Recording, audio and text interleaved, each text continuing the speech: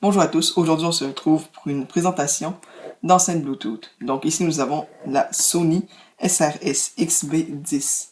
Donc elle est offerte en 6 coloris différents qui s'afficheront à votre écran. Et sur ce, c'est parti pour voir ce qu'il y a dans la boîte.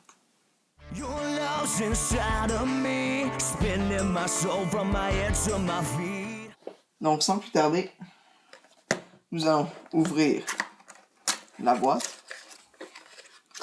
Donc nous avons à l'intérieur l'enceinte Bluetooth, le câble de chargement lorsque la batterie est vide et plusieurs manuels d'instruction.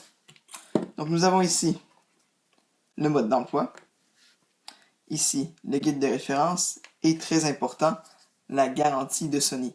Donc exemple qui arrive un bris, que je sais pas, peu importe un défaut de fabrication, ceci est très important.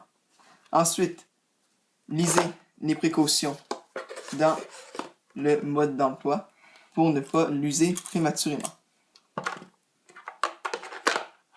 Donc passons sans plus attendre aux caractéristiques de cette mini enceinte. Donc, elle est waterproof sous la norme IPX5. Ce que ça fait, c'est que vous pouvez l'utiliser sous la pluie sans aucun problème. Donc, c'est super intéressant. Elle a aussi la fonctionnalité Extra Bass, amplificateur de basse. Donc, si vous écoutez du rap, de l'électro, de la house music, c'est l'enceinte parfaite pour vous fournir un son de qualité. Ajoutez à ça une autonomie de 16 heures, ce qui est absolument extraordinaire pour cette petite enceinte. Donc, je prends l'exemple, vous partez en camping une fin de semaine, pas de problème, elle va durer toute la fin de semaine. Donc, passons maintenant aux fonctionnalités.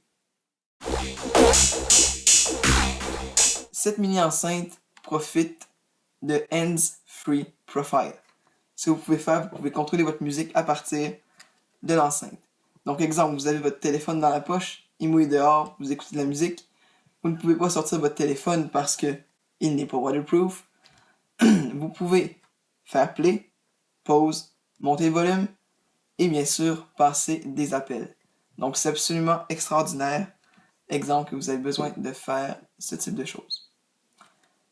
Et puis là, ce que j'ai pas encore mentionné, le prix. Donc, elle coûte 70$ canadiens. Sérieusement, je me suis dit, je vais acheter ça, 70$, ça devrait pas être trop pire. Je m'attendais pas à quelque chose de ultra bonne qualité, sauf que je suis agréablement surpris. Sérieusement, pour 70$, je trouve que le son est absolument très bon, sérieusement très acceptable. Et puis la durabilité de cette chose, aucun problème. Sérieusement, je suis vraiment surpris côté qualité-prix. Donc, si vous voulez l'acheter, que vous soyez en France ou que vous soyez au Canada, il y a les liens pour Amazon.ca et Amazon.fr dans la description. Donc, sur ça, je vous dis à la prochaine.